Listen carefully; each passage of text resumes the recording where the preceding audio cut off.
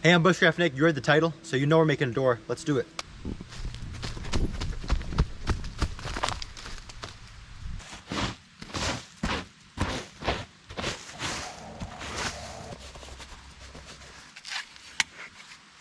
Now that's all cleared out, first step is to get the piece of wood that's going into the ground so the door can actually swing.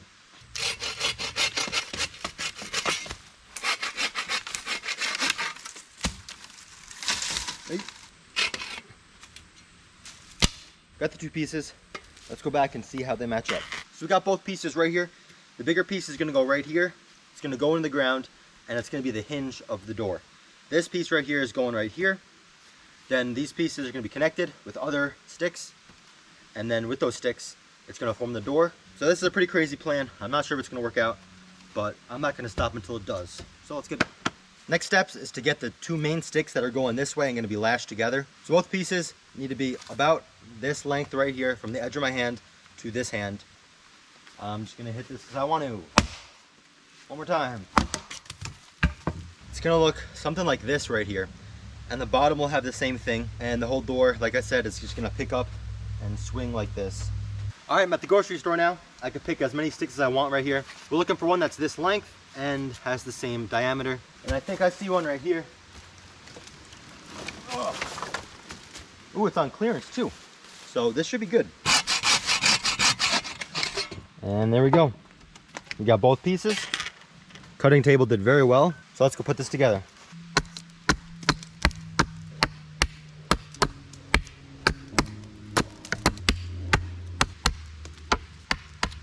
All right, that thing's pretty sharp. Let's put it in the ground.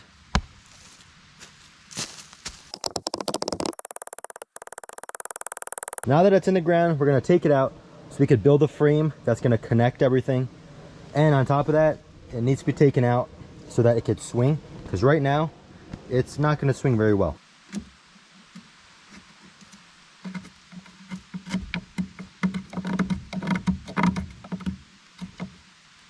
We got both sides done right there. Now let's cut and lash them together. I'm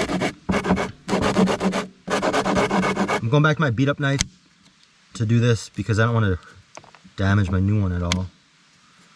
And basically just go in and then the pieces just pop right out. Sometimes you might need to cut a little more, and that actually happens a lot of times.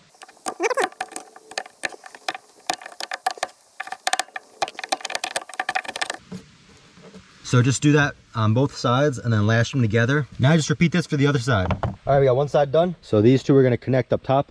Now we gotta connect these two and then do the one on the bottom and we're done.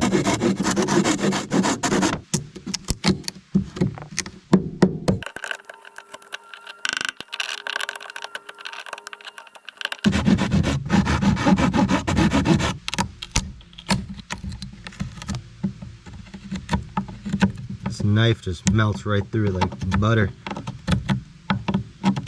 All right, so now we're connecting these together. We have, this one's going across. So to start, just line them up. They should fit pretty snug. We got the skeleton of it pretty much done. Now let's quickly lash them together and I'll get back to you guys. They're both lashed together pretty well. I used a lot of rope because I am not the best person at tying knots. So now the top is done, we're gonna connect the bottom with that piece. Same process as the top. Cut 4 things.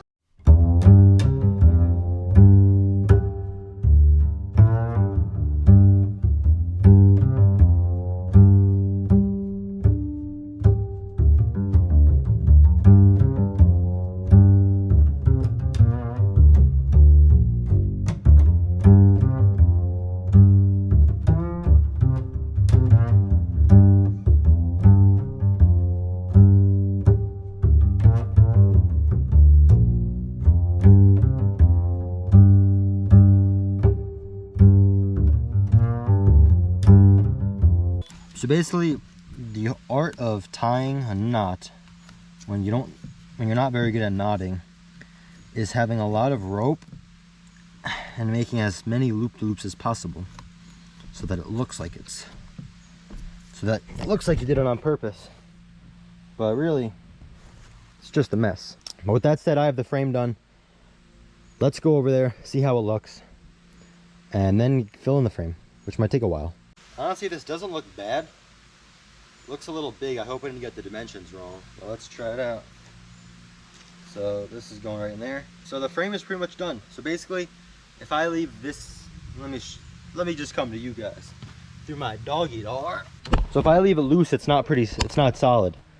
But if I rest this part in the middle, when it's connected, it stands up, looks pretty nice. You know, it's not level, but it's definitely some type of door. So this is what it's gonna look like. It's in the ground loose, but it's tucked to this tree, so it's not gonna go anywhere. When I wanna come in, this won't be here, so I'll just lift the tops. And when I go like this, this part spins. So my original thoughts for this door was to cover it up with either sticks going horizontally or vertically, like small sticks, or find a piece of bark big enough to go over it. But I'm looking around the woods right now and I don't see many pieces of bark that I could strip. So I don't know if this is gonna work out. Actually, I do see some bark right over there. Let's go check it out. I got a tiny piece of bark to try it out right here, and it doesn't look that bad. I think if I fill up with bark right here, it'll look really nice, really different than normal things. And all I have to do is up top right here, just run a little rope, tie it to the top, and we should be good. So to harvest it, I'm gonna get my knife, I'm gonna get the tripod, click it in, and let's go get some more. So we got this big ash tree. I'm gonna cut to size the exact piece we need, and assuming nothing goes wrong, we should have our wall completely done with this. So let's cut it and see what it looks like.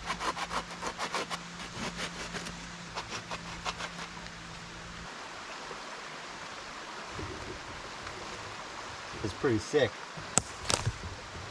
All right, well, we got the piece. Let's transport it back. Well, now that tree has a haircut, let's go see where its hair is going. There are the pieces we got right there. Those two are tiny. That one's big, obviously. Those two are from the other tree. It might be just shy. So I'm gonna go put it up and see what it looks like. I know there's gonna be gaps like right here. So now let's get some rope and see if this actually works, because it might be tough getting this rope to work. I have no idea if this is gonna work. I have my doubts. Now my only concern is getting the big piece onto here without the big piece breaking. Big piece will not fit the whole thing, but let's put it in and see how it works.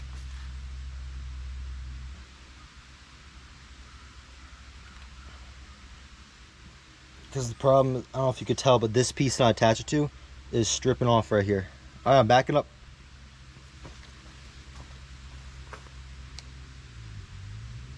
All right. Come with me, guys. It didn't break, which is good. The gaps are fine, because there's always been a gap here and here. I think I just got to put a piece right there, and we're good to go. As you can see, we put in the last piece. There are a lot of gaps in there, as you can tell, but it looks better than just a big hole right there. If we look at it from the other angle, come through this door right here. It doesn't look amazing, but it's definitely something that fills in the gaps. And honestly, guys, I'm pretty proud of it. Normally, I don't really do work like this, including tying stuff and really just building something. All right, so let's see. I'm going to my fort right now. I'll use this thing right here. Swings open. Close it. No! This right here is a simple fix. Just gonna tie the bottom of the one that fell. So now here's a real test run. Gap on the left, ignore. Everything else, observe. You open up, you walk in. Eventually I'll put something to close it right here to keep it open. But for now, bang. Now nothing can touch me in here except through the gap, that big gap, and underneath. But that's pretty much nothing. Pretty sure it could go this way too. Feel a little bit of resistance. So thanks for watching my bushcraft door, everyone. This is definitely a door. It opens and closes, and it is my door. It's special to me. You know, it could be more sturdy, but nonetheless, it is a door. So I'll see you guys in 2 Fridays for a new video. Thanks for watching. Oh.